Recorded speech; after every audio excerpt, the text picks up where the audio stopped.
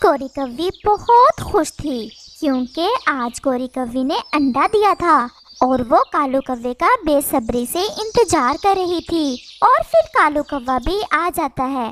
कालू, आज तुम्हारे लिए बड़ी अच्छी खबर है।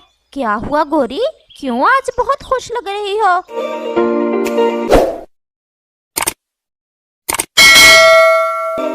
कालू, ये देखो, आज मैंने अंडा दिया है और मैं बहुत खुश हूँ क्योंकि अब मेरे इस अंडे से एक छोटा सा कौवा, मेरा मतलब है मेरा बेटा, निकलेगा और मैं अपने बेटे से बहुत प्यार किया करूँगी। गोरी, ऐसी बातें नहीं करते।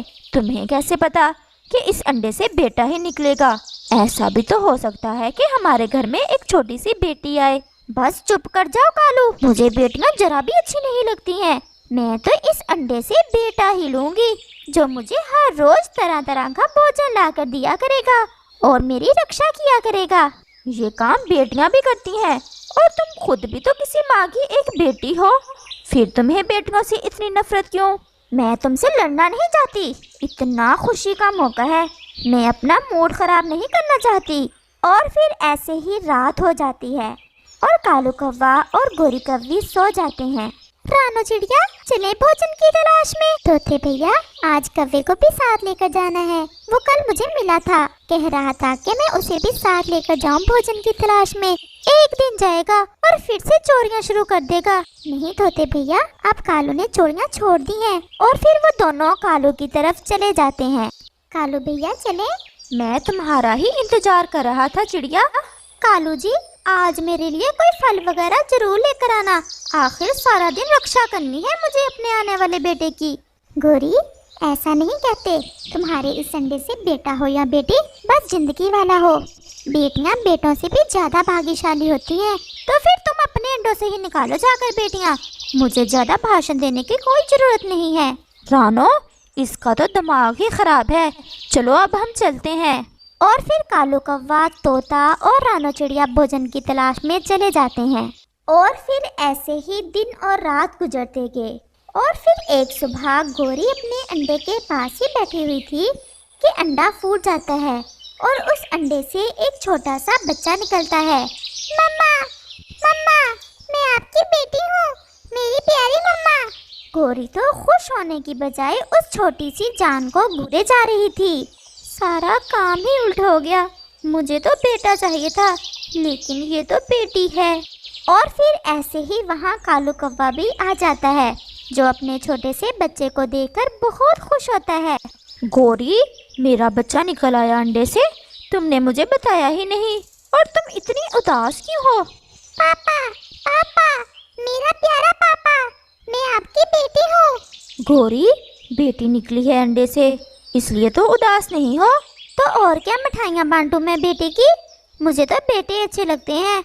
और फिर ऐसा कहते हुए गोरी अपना मुंह दूसरी तरफ कर लेती है और कालू कौवा अपनी बेटी को अपने साथ लगा लेता है।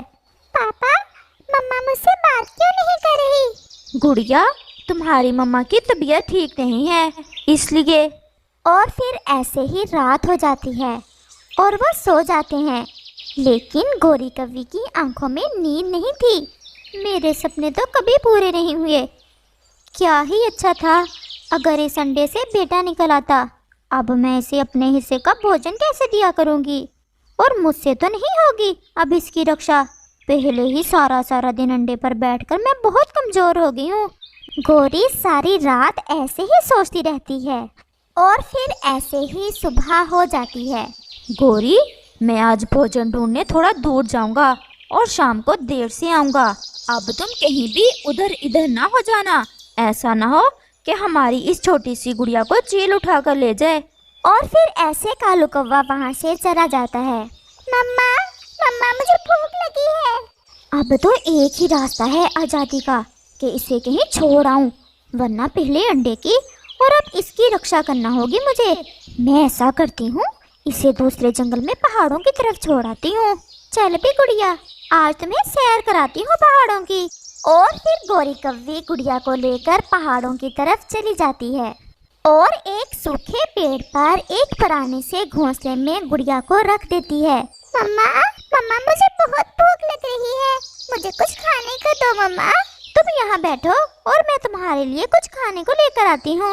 और फिर ऐसा कहते हुए गोरी कव्वी वहाँ से वापस हो लेती है और गोरी कव्वी वापस आकर अपने घोंसले में बैठ जाती है।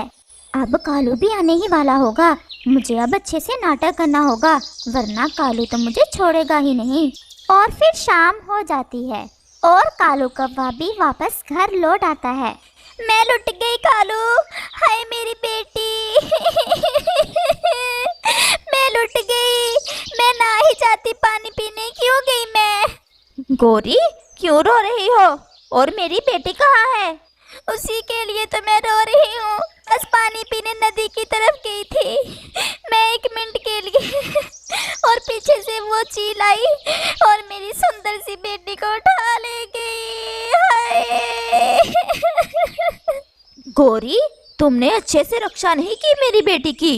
देखो मैं सुबह से गया हुआ हूँ और तुम्हारे लिए भोजन लेकर आया हूँ, लेकिन तुमने ये क्या कर दिया? मैंने नहीं किया है, मैंने कौन सा बुलाया था उस चील को। अच्छा अब चुप कर जाओ। और फिर गोरी कव्वी झूठ मूठ के आंसू रोक लेती है। अब ये अमरूद खा लो, मैं तो अपनी बेटी के लिए लाया था ये नरम नरम अमरूद। मेरा मन नहीं कर रहा। और फिर ऐसे ही रात हो जाती है और कालू कौवा सो जाता है, लेकिन गोरी को भूख सता रही थी। जैसे ही कालू कौवा सोता है, गोरी कव्वी जल्दी से वो अमरूद चट कर जाती। सुनो जी, वो देखो सामने, शायद किसी पक्षी का बच्चा है, लेकिन ऐसी रात में वो यहाँ कैसे? ये तो घोंसला भी उजड़ा हुआ है। वो उल्लू बहुत हैरान होते हैं और उस बच्चे के पास जाते हैं। तुम कौन हो? मैं कल ही इस दुनिया में आई थी अपने अंडे से। मेरा पापा मेरे लिए भोजन लेने गया था और फिर मेरी मम्मा मुझे यहाँ ले आई और कहती थी कि मैं यहाँ बैठूं, वो मेरे लिए भोजन लेकर आती है। लेकिन अब तो रात हो गई और मेरी मम्मा अभी तक नहीं आई। शायद वो कव्वी इसे छोड़ गई है यहाँ। लेकिन कोई पक्षी ऐसे कैसे कर सकता है? कोई कैसे अपने मासूम बच्चे को ऐसी रात में अकेला छोड़ सकता है? लेकिन जो भी है वो इसे छोड़ गई है, क्योंकि कोई भी माँ इतने छोटे बच्चे को अकेले छोड़कर भोजन ढूंढने नहीं जाती। क्या हम इसे अपने साथ ले जाएं? मैं पाल लूंगी इसे। देख लो, मुश्किल है, अगर ऐसा कर लोगी तो मुझे तो कोई एतराज नहीं है। मैं कर लूंगी।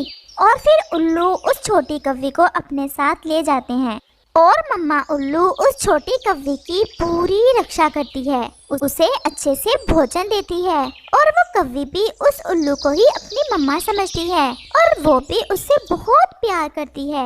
मम्मा, मैं अब अच्छे से उड़ सकती हूँ, अब आप मेरे लिए भोजन ना लाया करें, मैं अब खुद से भोजन ढूंढ सकती हूँ।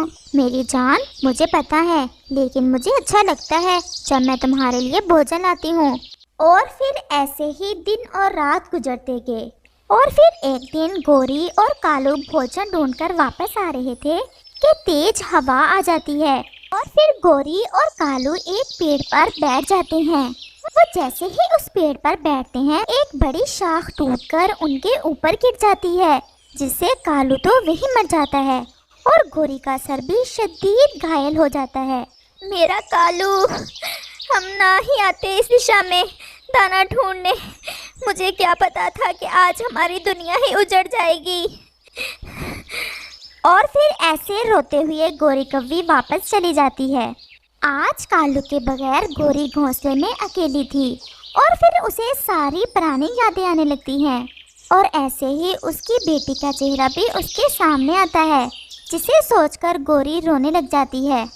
मैंने कितना बड़ा पाप किया जो बेसहारा छोड़ दिया अपनी बेटी को। कितना रोई होगी मेरी बेटी जब किसी चील ने उसे खाया होगा। और फिर गोरी रोने लग जाती है और फिर ऐसे ही सुबह हो जाती है, लेकिन गोरी से तो उड़ा ही नहीं जा रहा था, क्योंकि उसका एक पंख शदीद घायल हुआ था जो अब तो हिल भी नहीं रहा था। और फिर गोरी बेबस होकर वहाँ बैठ जाती है। अब तो मैं यहाँ ही मर जाऊंगी अकेले ही। काश अगर मेरी बेटी मेरे साथ होती तो वो मेरा सहारा बनती। हमें आज दूसरे जंगल जाना है, क्योंकि आज वहाँ बादलों ने आना है और उनसे बारिश का पूछना है। पापा, मैं भी आपके साथ ही जाऊंगी, प्लीज पापा। अच्छा ले चलते हैं। और फिर ऐसे वो तीनों दूसरे जंगल चले जाते हैं उड़ते उड़ते वो जैसे ही गुड़िया के घोंसले के पास से गुजरते हैं तो गुड़िया को सब याद आ जाता है। मम्मा पापा, यही मेरा घोंसला है और वो मेरी मम्मा। और वो पल भर के लिए वहाँ रुकने का फैसला करते हैं। मेरी गुड़िया, तुम जिंदा हो? हाँ मम्मा, मैं जिंदा हूँ। आपने तो मुझे मार ही दिया था। और ये है मेरे मम्मा पापा। तुम्हारा पापा भी मर गया और मेरा पंख भी टूट गया है। तुम मुझे माफ़ कर दो मेरी गुड़िया और मेरे पास आ जाओ। माँ, मैं तो ऐसे ही गुजर रही थी इधर से।